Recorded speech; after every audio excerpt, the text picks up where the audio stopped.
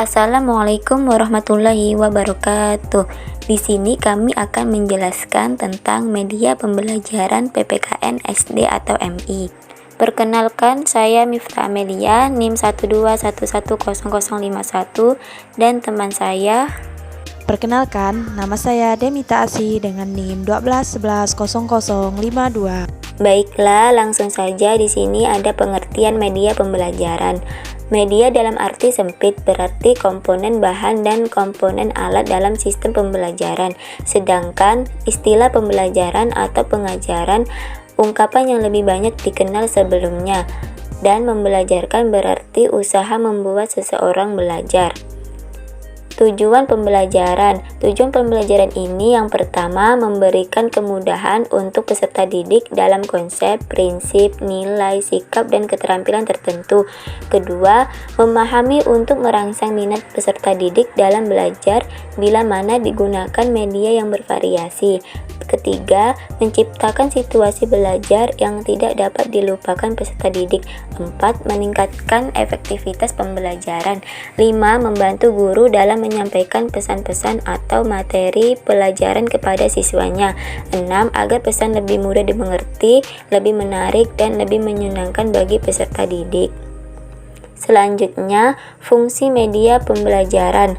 Ada beberapa fungsi media pembelajaran. Pertama, mengubah titik berat pendidikan formal, yang artinya dengan media pembelajaran yang tadinya abstrak menjadi konkret. Kedua, membangkitkan motivasi belajar. Dalam hal ini, media menjadi motivasi ekstrinsik bagi pembelajar. Ketiga, memberikan kejelasan agar pengetahuan pengalaman pembelajar dapat lebih jelas. 4. Memberikan stimulasi belajar, terutama rasa ingin tahu pembelajar. Selanjutnya, kriteria pemilihan media. Berkaitan dengan pemilihan media ini menyatakan bahwa kriteria memilih media yaitu: pertama, sesuai dengan tujuan yang ingin dicapai. Kedua, tepat untuk mendukung isi pelajaran praktis, luas, dan tahan. Ketiga, guru terampil menggunakannya. Keempat, pengelompokan sasaran. Kelima, mutu teknis. Beberapa contoh media dalam pendidikan kewarganegaraan PKN.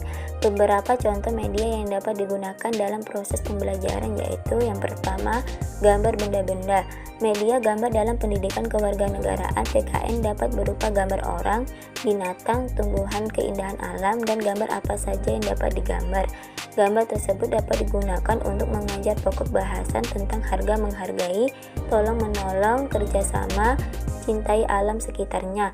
Contohnya seperti gambar yang di samping, yaitu gambar Garuda Pancasila dan Muhatta. Selanjutnya, yang kedua, ada bagan atau chart. Media bagan atau chart sangat tergantung dengan pembahasan yang dipelajari. Karena media ini berusaha memetakan bahan ajar secara lebih singkat dan agar lebih mudah dipahami oleh peserta didik. Media bagan berusaha memetakan bahan ajar secara menyeluruh dan singkat, mulai dari pengertiannya, manfaatnya, contoh-contohnya, perbuatannya, dan sebagainya. Yang ketiga ada poster. Poster adalah gambaran yang di dalamnya terdapat pesan-pesan tertentu. Bedanya dengan iklan adalah bahwa iklan bernilai komersial, sedangkan poster bernilai pedagogis. Pembelajaran pendidikan kewarganegaraan atau PKN, poster sangat cocok untuk digunakan mendukung penjelasan mengenai nilai-nilai moral maupun norma agar dapat dipahami secara lebih konkret oleh peserta didik. Selanjutnya yang keempat ada karikatur. Karikatur hampir sama dengan poster. Bedanya dalam karikatur pesannya berupa sindiran.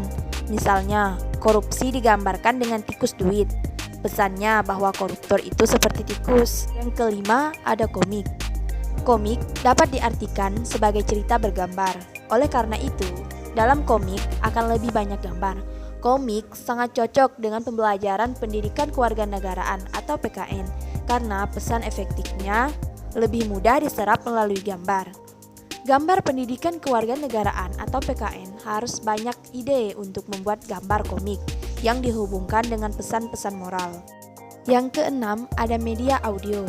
Media ini lebih canggih daripada media lainnya karena media ini merupakan jenis media elektronika yang didengar. Media ini memanipulasi pesannya lewat bunyi atau suara. Contoh media ini yaitu radio dan tape recorder. Media ini cocok digunakan untuk semua jenis pokok bahasan. Nah, yang ketujuh atau yang terakhir ada media audiovisual. Media ini dapat didengar atau dilihat gambarnya. Contohnya, media ini yaitu aplikasi YouTube, televisi, atau video DVD. Media ini biasanya berisikan video pembelajaran mengenai PKN. Media ini juga cocok digunakan untuk semua pokok bahasan.